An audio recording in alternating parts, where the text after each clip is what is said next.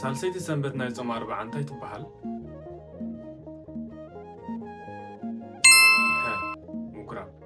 ምኩራብ ማለት እንታይ ማለት እዩ?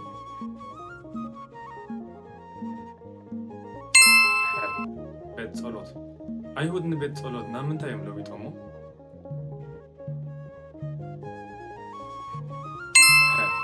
ቤት መሸጢ።